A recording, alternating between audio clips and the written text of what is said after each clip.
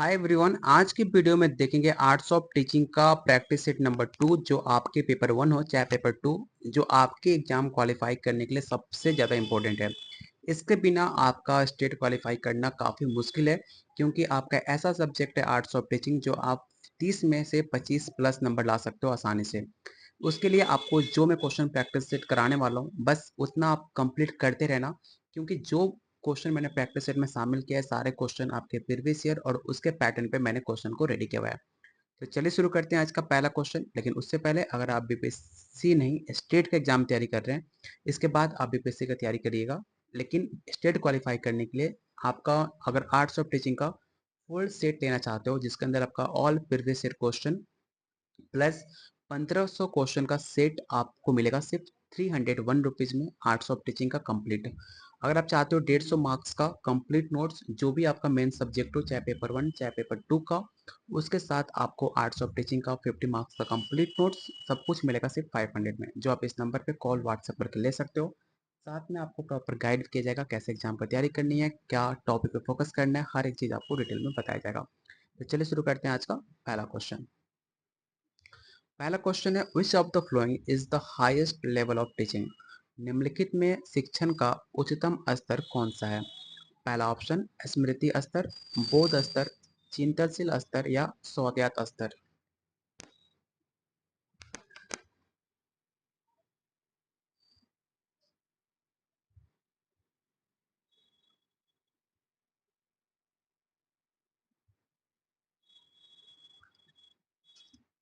तो question number 1 का जो राइट आंसर होगा ऑप्शन नंबर आपका सी होगा। शिक्षण का स्तर क्रम होता है, जैसे कि पहले होता है स्मृति स्तर, उसके बाद होता है बोध स्तर।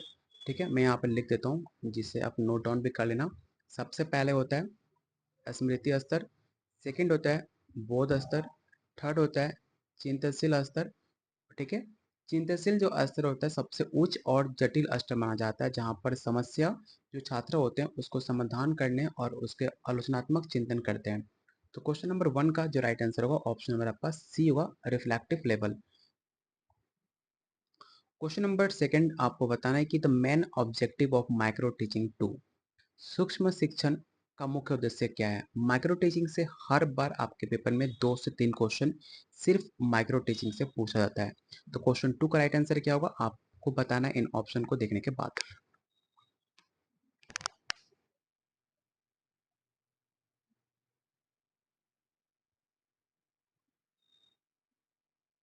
जैसे कि आपको नाम से पता चल रहा होगा माइक्रो टीचिंग, ठीक है, जो सूक्ष्म शिक्षण होते हैं जो काफी छोटे नियंत्रित छोटे वातावरण में एक विशिष्ट शिक्षण कौशल प्रदान करना, जैसे कि प्रश्न पूछना, व्याख्या करना, उसका अभ्यास कराना, उनके सुधार लाना कहा जाता है माइक्रो टीचिंग। जो कि राइट आंसर होगा ऑप्शन नंबर आपका B, develop teaching skill in a control setting. देखो सबसे पहले अगर आप चाहते हो और आसान करना कैसे आप चुन सकते हो, तो सबसे पहले अगर आपको कुछ समझ नहीं आ रहा तो इसमें जो नेगेटिव वर्ड है पहले उसे कट कर दो। पहला जो ऑप्शन डी है replace the traditional teaching method, तो आपके नेगेटिव वर्ड है इसे पहले कट कर दो। छात्रों का शैक्षिक प्रदर्शन का मूल्यांकन करना हमेशा नेगेटिव वर्ड होता है जो कभी भी आपका राइट आंसर नहीं हो सकता। तो ऑप्शन सी भी आपका पहले कट जाएगा। कम समय में बड़े पाठ्यक्रम को पढ़ाना, मतलब 20 मिनट में 1 घंटा का लेक्चर पढ़ा देना, मतलब 20 मिनट में 4 चैप्टर पढ़ा देना, इसका मतलब ये हुआ जो अच्छा नहीं माना जाएगा माइक्रो टीचिंग के लिए। तो ऑप्शन बी एक आपका पॉजिटिव ऑप्शन होता है, तो ऑप्शन बी के साथ आप जाओगे, option B. Question number third, बच्चे सबसे अच्छा तब सीखते हैं जब वो सीखने की प्रक्रिया में सक्रिय रूप से शामिल होते हैं। ये कथन किस दर्शन से संबंधित है? पहला ऑप्शन आदर्शवाद, व्यवहारिकतावाद, प्रकृतिवाद या यथार्थवाद। क्वेश्चन काफ़ी मस्त है और इसमें आप गलती करोगे अगर आप ध्यान से हर ऑप्शन को ध्यान से नहीं पढ़ोगे तो आप गलती जरूर करोगे। और क्वेश्चन को विवेक कर लेना, ये 100% आपके पेपर में छपेगा।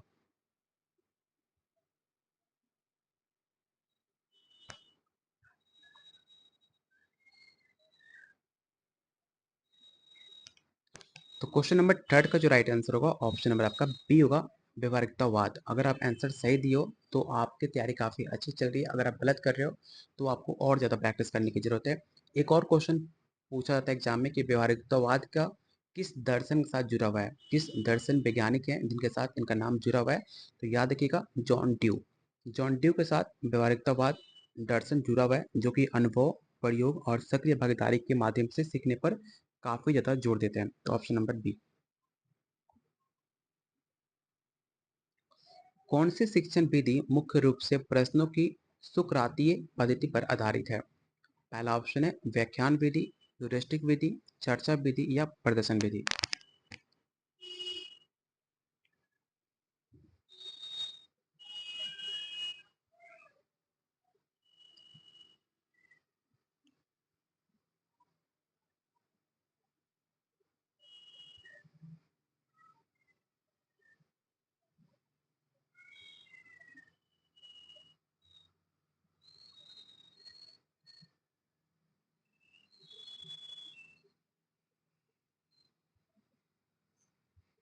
क्वेश्चन नंबर 4 का जो राइट आंसर होगा ऑप्शन नंबर आपका सी होगा, डिस्कशन मेथड। क्योंकि चर्चा विधि शिक्षक को सुकरात की तरह छात्रों से प्रश्न पूछकर उन्हें स्वयं तार्किक निष्कर्ष तक पहुंचाने के लिए प्रेरित करता है, इसलिए इसका राइट आंसर होगा ऑप्शन नंबर सी, चर्चा विधि। द टर्म पैडागोजी मीन, जो इससे पहले प्रैक्टिस सेट 1 में सेम क्वेश्चन आपसे मैंने पूछा भी था, शिक्षा शास्त्र शब्द का अर्थ क्या होता है, क्योंकि ये क्वेश्चन हमेशा एग्जाम में पूछा जाता है, इसलिए मैं आपको बार बार प्रैक्टिस करा रहा हूँ कि इस क्वेश्चन अगर एग्जाम में आ जाए तो आप गलती बिल्कुल ना करो। तो बताइए इसका राइट आंसर क्या होगा क्वेश्चन नंबर 5 का।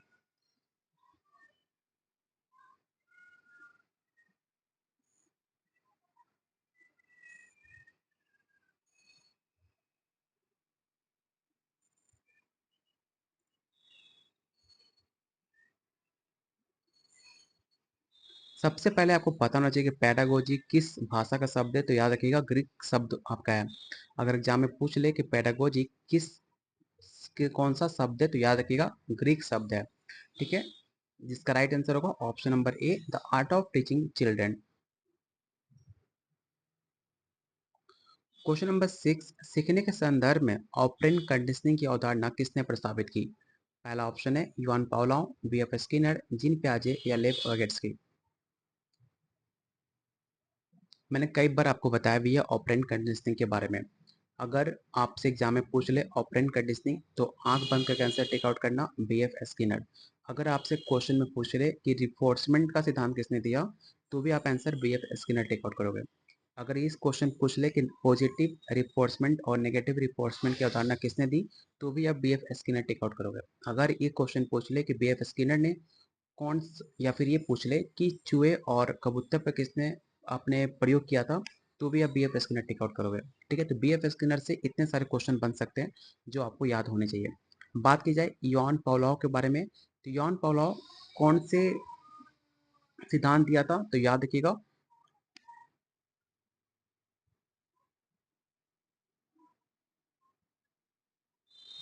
यॉन पावलोव ने कौन सा सिद्धांत दिया था, तो याद रखिए कंडीशनल कंडीशनिंग। ठीक है, इनका नाम था शास्त्रीय अनुबंधन। ठीक है, याद रखना शास्त्रीय अनुबंधन, इसको हिंदी में कहते हैं ऑपरेंट कंडीशनिंग। और आपके युवान पौलौ ने शास्त्रीय अनुबंधन का प्रयोग किया था। जीन प्याजे कौन सा सिद्धांत दिया था, तो जीन प्याजे ने संज्ञानात्मक विकास का सिद्धांत दिया था, जिन्होंने 4 स्टेज बताए थे। ठीक है, कौन कौन से, तो पहला आपका सेंसरी, दूसरा प्री ऑपरेशनल, थर्ड कंक्रीट, चौथा आपका फॉर्मल। लेव वैगेट्सकी ने कौन सा सिद्धांत दिया था, तो लेव वैगेट्सकी ने सोशल कल्चर का सिद्धांत दिया था, सामाजिक संस्कृति का सिद्धांत दिया था। तो ये सारे क्वेश्चन आपके इन 4 टॉपिक से पूछे जा सकते हैं, तो इन ऑप्शन को सारा याद रखना जो भी मैंने पॉइंट आउट किया आपको। अगला क्वेश्चन है, एक अच्छा शिक्षण सहायक सामग्री कौन है जो काफी महंगी हो, तैयार करने में आसान हो, सभी इंद्रियों का सक्रिय करती हो या केवल शिक्षक द्वारा इस्तेमाल की जा सकती हो। तो एक अच्छा टीचिंग एड किसको मानेंगे, जो काफ़ी महंगी हो।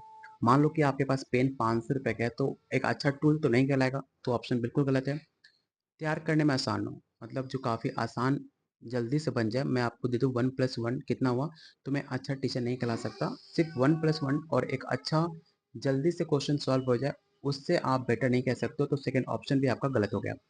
फोर्थ ऑप्शन है केवल शिक्षक द्वारा इस्तेमाल किया जा सकता हो, टीचर को तो सीखना नहीं है, स्टूडेंट को सीखना है, तो ऑप्शन डी भी आपका गलत है। सबसे बेटर ऑप्शन है option number C, activates all the sense. आपकी जितनी भी इंद्रियां होती हैं उसको एक्टिव करना, उससे आप यूज करो, उससे एक्टिव रखो, तो ऑप्शन सी इसका राइट आंसर होगा। क्वेश्चन नंबर 8, टीम टीचिंग का मुख्य सिद्धांत क्या है? पिछले क्वेश्चन में मैंने माइक्रो टीचिंग पूछा था, इस क्वेश्चन में टीम टीचिंग है। पहला ऑप्शन है बड़े समूह को निर्देश देना, इफेक्टिव निर्देश के लिए टीचरों के बीच सहयोग, खेल और गतिविधियों के माध्यम से शिक्षण, या व्यक्तिगत सीखने की गति। ऑप्शन को ध्यान से पढ़ना और एक एक ऑप्शन को पहले नेगेटिव जो आपको लग रहा है उसे कट करो, अपने आप आपको आंसर मिल जाएगा।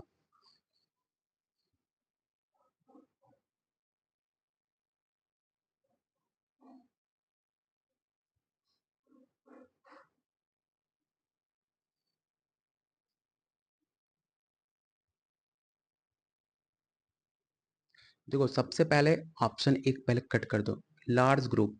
कोई भी कभी भी आप एक ग्रुप को आप इंस्ट्रक्शन नहीं दे सकते हो, कभी एक ग्रुप को आप टारगेट नहीं कर सकते हो, उसको सिर्फ आगे नहीं बढ़ा सकते हो, तो पहला ऑप्शन ऐसे भी कट हो गया।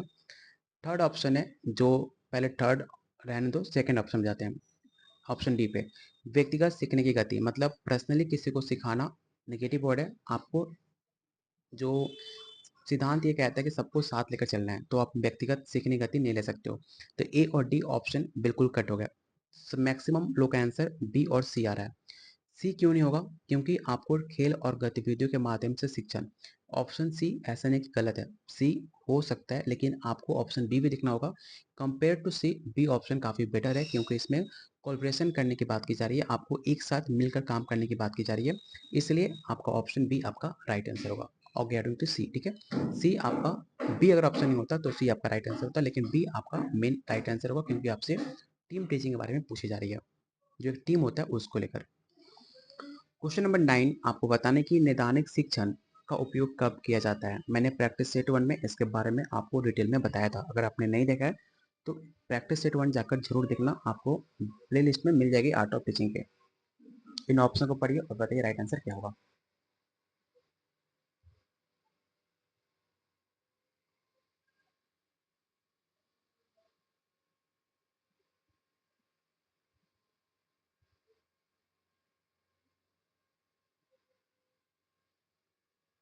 तो क्वेश्चन नंबर 9 का राइट आंसर होगा ऑप्शन नंबर आपका ए। जहां भी आपको सीखने में कठिनाई हो रही है, मान लो कि आपके स्टूडेंट, आप टीचर हो, जहाँ पे स्कूल में आपके बच्चे हैं जो इसको पढ़ा रहे हो, उनको आपको पता करना होगा, आइडेंटिफाई करना होगा कि बच्चे को कहाँ पर सीखने में कठिनाई हो रही है, उन्हें आपको पहचानना होगा और उनका डायग्नोसिस करना होगा। तो इसका राइट आंसर क्या होगा? तो ऑप्शन नंबर ए।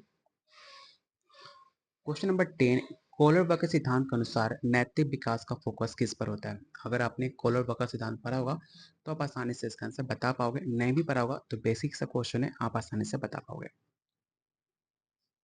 पहला ऑप्शन है व्यवहार, विचार, तर्क या भावनाएं।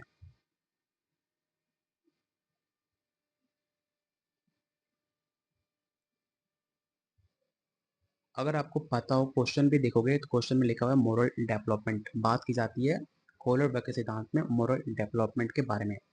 तो मोरल डेवलपमेंट कहाँ पर आएगी? रीजनिंग में आएगी, ठीक है। तो ऑप्शन नंबर सी इसका राइट आंसर होगा। जहाँ पर दुविधा होगा वहां पर मोरल डेवलपमेंट होता है, और जहाँ पर आपको दुविधा होगा वहां पर आपको रीजनिंग फॉलो करना पड़ेगा। तो ऑप्शन सी। इफ इफेक्टिव कक्षा संचार के लिए सबसे महत्वपूर्ण कारक कौन सा है? पहला ऑप्शन है स्कूल की प्रतिष्ठा, उन्नत तकनीक का उपयोग, संदेश की स्पष्टता या कक्षा में छात्रों की संख्या।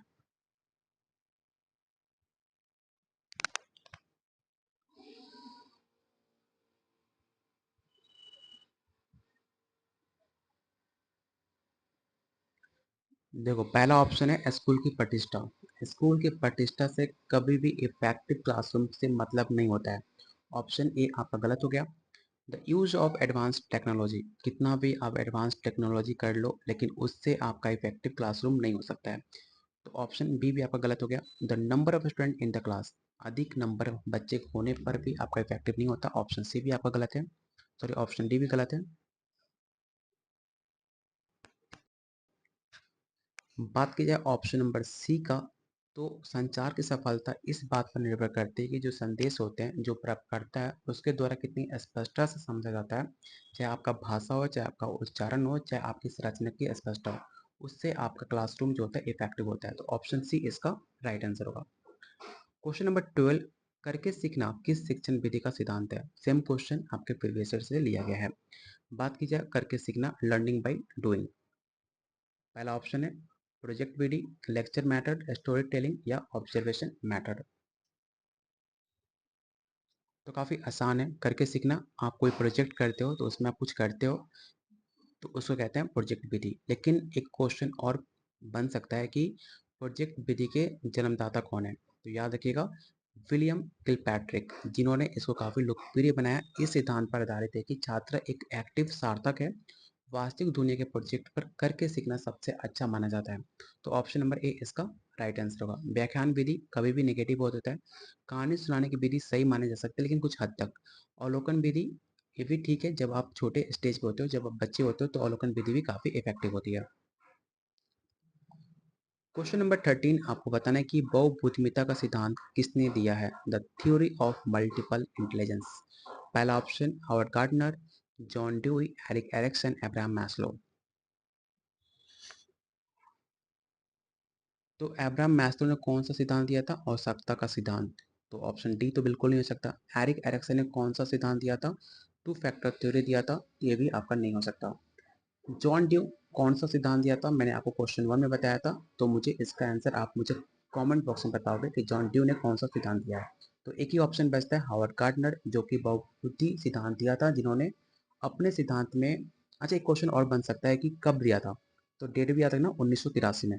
अगर पूछ ले कि हावर्ड गार्डनर ने थ्योरी ऑफ मल्टीपल इंटेलिजेंस कब दिया था सिद्धांत, तो 1983 में दिया था। इस सिद्धांत के में प्रस्ताव रखा गया था कि जो बुद्धिमत्ता होता है वो सिर्फ एक तरह का नहीं हो सकता, बल्कि बहुत तरह का हो सकता है। जैसे कि लैंग्वेज के तौर पर, थिंकिंग के तौर पर, संगीत में, मतलब बहुत तरह का दिखा है। कितना दिया था टोटल? 8। बहुत जगह 8 मिलेगा, बहुत जगह 9 मिलेगा। ठीक है, तो ऑप्शन नंबर ए इसका राइट आंसर होगा। बाकी कोई भी डाउट हो आप मुझे कमेंट बॉक्स में कमेंट कर सकते हो, मैं आपको प्रॉपर रिप्लाई करूंगा जिससे आपका कन्फ्यूजन दूर हो जाए। अगला क्वेश्चन है, निम्नलिखित में कौन से शिक्षण में उपयोग की जाने वाली एक प्रक्षेपी तकनीक टेक्निक है? वस्तुनिष्ठ प्रकार की परीक्षा, व्यक्तिनिष्ठ प्रकार की परीक्षा, सब संबंध परीक्षण या मौखिक परीक्षा।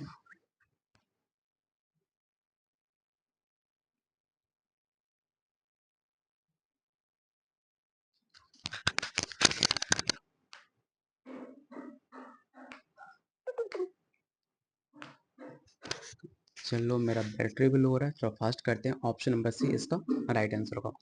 क्वेश्चन नंबर 15 आपको बताना है कि निर्मितवादी कक्षा में एक शिक्षक की प्राथमिक भूमिका कैसी होती है। पहला ऑप्शन है एक मात्राधिकार, सुविधाकर्ता, निर्देशक या पैसिव ऑब्जर्वर। सबसे पहले एक एक ऑप्शन को हम कट करेंगे। पहला ऑप्शन है एक मात्रा वर्ड ही आपका नेगेटिव है, इसे पहले कट कर दो। सेकंड ऑप्शन है फैसिलेटर, इसके बारे में अभी हम सोचेंगे। थर्ड ऑप्शन है डायरेक्टर, मतलब निर्देशक। तो सिर्फ एक डायरेक्ट करना एक अच्छी मूवी नहीं बन सकती जब तक उसमें जो एक्टर होते हैं, एक्टर कौन है? तो स्टूडेंट हैं, जब तक वो अच्छा एक्टिंग ना करे। तो डायरेक्टर सिर्फ अकेले आपका निर्मितवादी नहीं कर सकता है। पैसिव ऑब्जर्वर, सिर्फ जो दर्शक देखते हैं वो भी आपका यहाँ पर होता है। एक्टिव ऑब्जर्वर तो आपका राइट आंसर हो सकता था, लेकिन पैसिव ऑब्जर्वर आपका नेगेटिव वर्ड है, इसे कट कर दोगे। एक ही ऑप्शन बचता है आपके पास, ऑप्शन नंबर बी, सुविधा करता। क्वेश्चन नंबर 16, कक्षा में ब्लैक बोर्ड का उपयोग करने का मुख्य उद्देश्य क्या है? ऑप्शन को पढ़िए और बताइए राइट आंसर क्या हो सकता है।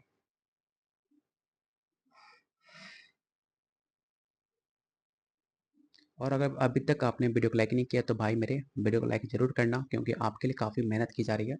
और मेरा कोशिश हमेशा ये रहता है कि मैं आपको बेटर समझा पाऊँ, जिससे आपको जितने भी क्वेश्चन इस पैटर्न में बन जाए आप आसानी से बना पाओ। क्वेश्चन को कैसे रीड करके कैसे आंसर फाइंड करते हैं, मेरी कोशिश ये हमेशा ये रहती है आपको बताने की। जैसे कि पहला ऑप्शन है डेकोरेट। आपका क्या बोलते हैं, रूम तो है नहीं जिसे आप डेकोरेट करो क्लासरूम को। आपका ऑप्शन नंबर ए पहले कट हो जाएगा। छात्रों को व्यस्त रखना, इसलिए ब्लैक बोर्ड का उपयोग होता है, ये भी आपका नेगेटिव वर्ड है। ग्रीक कार्य लिखने के लिए ब्लैक बोर्ड नहीं होता है। एक ही ऑप्शन होता है, provide visual support to the lesson, मतलब पाठ्य को दृश्य समर्थन प्रदान करना। जो आप मुंह से बोलकर बच्चे को समझा रहे हो, उस ब्लैक बोर्ड पर उसको दिखाकर, चित्र बनाकर, उसे लिखकर आप बच्चों को समझाओ, जिससे उनका कंसेप्ट क्लियर हो। इसलिए आपका ब्लैक बोर्ड का यूज होता है, ऑप्शन नंबर बी। अगला क्वेश्चन है, किसी पाठ्यक्रम में अंत में कौन सा मूल्यांकन आयोजित किया जाता है? Which evaluation is conducted at the end of the course. मान लो कि आपका पेपर खत्म होने वाला है, साल का अंतिम में जो पेपर होता है उसे हम कौन सा एग्जाम बोलते हैं, आपको ये बताना है। क्या उसे हम फॉर्मेटिव बोलते हैं, डायग्नोस्टिक बोलते हैं, समेटिव बोलते हैं या कंटिन्यूस बोलते हैं? काफ़ी आसान है, इससे आंसर बता सकते हो और इसे जरूर वीवीआई करना, क्योंकि आप एग्जाम में ऑलरेडी सवाल पूछा गया है। अगर आपके 6 महीना पे पेपर होता है, 2 महीना पे, 3 महीना पेपर होता है, उसे कहते हैं फॉर्मेटिव एवल्यूएशन। किसी भी बच्चे का मूल्यांकन करना कि उसमें क्या कठिनाई हो रही है, बच्चा क्यों नहीं पढ़ पा रहा है, उसे कहते हैं डायग्नोस्टिक एवल्यूएशन। समेटिव एवल्यूएशन उसे कहते हैं जो आपका लास्ट में पेपर होता है, जो क्वेश्चन पूछना चाह रहा है आपसे, उसका आंसर होगा option number C, summative evaluation. Continuous evaluation होता है कि हर हफ्ते पे, हर आज टीचर बोल दे कि आज आपका वीकली टेस्ट है, आज मैं आपका वाइवा लेने वाली हूँ, वो होता है कंटिन्यूअस एवल्यूएशन। तो ऑप्शन नंबर आपका सी राइट आंसर होगा। क्वेश्चन नंबर 18, एनसीएफ 2005 के अनुसार एक अच्छी गणित की पाठ्यपुस्तक में क्या होना चाहिए? ये भी सवाल आपके प्रीवियस ईयर क्वेश्चन से लिया गया है। पहला ऑप्शन है कंटेन ओनली प्रॉब्लम, केवल समस्याएं को हल करना आपका एक अच्छी एनसीएफ के पाठ्यक्रम नहीं हो सकती है। ऑप्शन नंबर बी, बच्चे की रोजमर्रा के जीवन से जुड़ी हो, इस बारे में अभी सोच सकते हैं। Option number C, B available in only one language, केवल एक भाषा में उपलब्ध हो। ओनली वर्ड ही नेगेटिव वर्ड है, सिर्फ एक भाषा में होना सही नहीं होता, मल्टीपल जो आपका नेटिव भाषा होना चाहिए। ऑप्शन सी भी आपका गलत हो गया। रोट लर्निंग मतलब रट्टा मारना, एक नेगेटिव वर्ड है। ऑप्शन बी इसका राइट आंसर होगा। अगला क्वेश्चन, एंड्रागाजी। एंड्रागॉजी शब्द किससे संबंधित है? बाल अधिगम, वयस्क अधिगम, ऑनलाइन अधिगम या दूरस्थ अधिगम? क्वेश्चन काफ़ी इंपॉर्टेंट है और नया भी है, इसे आप नोट डाउन भी कर सकते हो, विवेक क्वेश्चन टिक आउट कर लेना, जो काफ़ी इंपॉर्टेंट है आपके एग्जाम के लिए। एंड्रागॉजी।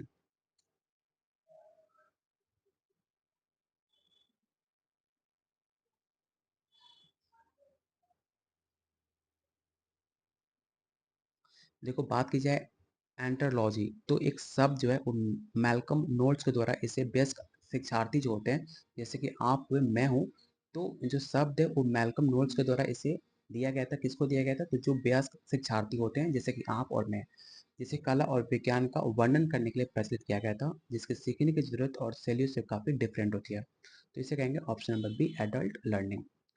अगला क्वेश्चन है, एक शिक्षक अपने शिक्षक को इफेक्टिव बनाने के लिए उदाहरण, उपख्यान और दृष्टांतों का उपयोग करता है, एक कैसा कौशल संबंधित है, आपको ये बताना है। क्वेश्चन हिंदी में समझना है तो एक बार इंग्लिश में भी पढ़ लेना, ठीक है, आपको बेटर समझ में आ जाएगा। तो ऑप्शन को पढ़िए और बताइए राइट आंसर क्या होगा।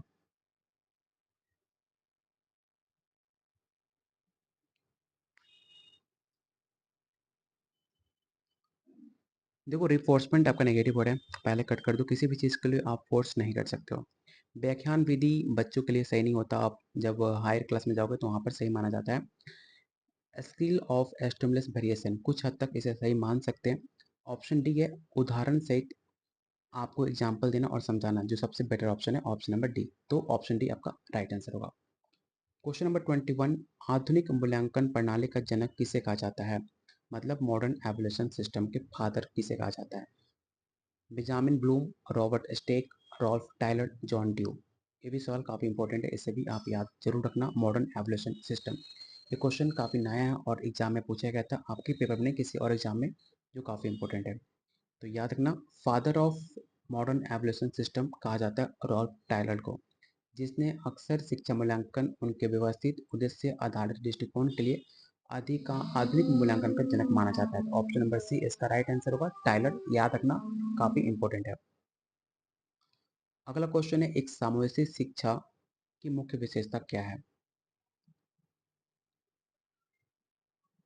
देखो जहां जहां ओनली वर्ड लिखा है ना, पहले उसे कट कर दो।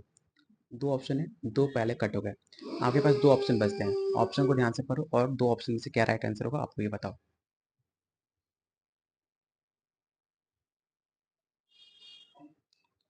तो ऑप्शन बी आपका राइट आंसर होगा, क्योंकि आवश्यकताओं की पूर्ति करना, जो भी आपके स्टूडेंट है उनकी क्या आवश्यकताएं हैं उसे पूरा कर रहे हो, तो इंक्लूसिव क्लासरूम का विशेषता होता है। ऑप्शन नंबर बी इसका राइट आंसर होगा।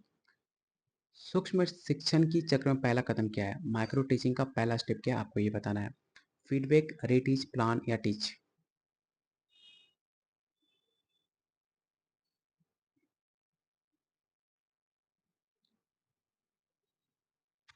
देखो मैं आपको बता दे रहा हूँ, सबसे पहले होता है टीच, ठीक है, एक नंबर होगा टीच। सेकंड पे आपका होता है फीडबैक, उसके बाद होता है आपका रीप्लान। रीप्लान इसमें तो है नहीं, ठीक है, रीप्लान होता है थर्ड पे, रीप्लान होता है, और चौथा होता है रेटीच, ठीक है। आपसे पूछा क्या पहला चरण, तो पहला टच क्या है आपका? ठीक है, यहाँ पे मैंने गलत लिखा है, पहला होता है आपका प्लान, पहले प्लान करोगे, उसके बाद आपका टीच होगा, थर्ड आपका फीडबैक होगा, उसके बाद आपका रीप्लान होगा, पांचवा पे आपका रीटीच होगा। तो पहला पे क्या है, तो पहला पे आपका प्लान है, तो ऑप्शन नंबर सी इसका राइट आंसर होगा। ठीक है, तो ऑप्शन, चलो क्वेश्चन 23 तक रहने देते हैं, बाकी एक क्वेश्चन मैं आपको देता हूँ। क्वेश्चन नंबर 25 एक बार पढ़ लो कि क्रिया एक्शन रिसर्च का प्राथमिक उद्देश्य क्या है, the primary purpose of action research, इस ऑप्शन को पढ़ लीजिए। और क्वेश्चन 25 का आंसर क्या होगा आप मुझे कमेंट बॉक्स में बताना, और क्वेश्चन 25 का आंसर आपका क्या होगा कमेंट बॉक्स में बताइएगा, जिसका भी आंसर सही होगा मैं उस कमेंट को लाइक कर दूंगा। अगर आप चाहते हो डेली आपको ऐसा वीडियो मिले तो प्लीज़ वीडियो को लाइक और शेयर जरूर करना, चैनल को भी सब्सक्राइब कर लेना। बाकी 30 क्वेश्चन का सेट होता है, आप यहाँ देख सकते हो, और सारे क्वेश्चन को मैंने आंसर काफ़ी डिटेल में लिखा हुआ है, जिसे आप पढ़ने के बाद आप हर क्वेश्चन समझ पाओगे, और इससे रिलेटेड जितने भी क्वेश्चन हो आप आसानी से बना पाओगे, चाहे पेपर में आए चाहे कहीं भी आए, आपका आर्ट्स ऑफ टीचिंग बेटर हो जाएगा। और मेरा दावा है कि आउट ऑफ 30 आप 25 प्लस स्कोर लेकर आओगे। लेने के लिए क्या करना है, तो लेने के लिए आप इस नंबर पर कॉल व्हाट्सअप कर सकते हो। सिर्फ आर्ट्स ऑफ टीचिंग का प्रीवियस ईयर क्वेश्चन और अलग से 1500 क्वेश्चन आपको 301 रुपये मिल जाएगा। बाकी 501 में आपका मेन सब्जेक्ट जो भी आपका सब्जेक्ट हो, चाहे पेपर 1 हो चाहे पेपर 2, और जो 301 रुपये मिल रहा है वो आपको टोटल 500 में सारा मिल जाएगा। लेने के लिए आपको इस नंबर पे कॉल व्हाट्सअप कर सकते हो। मिलते हैं बहुत जल्द अगले वीडियो में, तब तक लगी वॉचिंग, कीप शेयरिंग।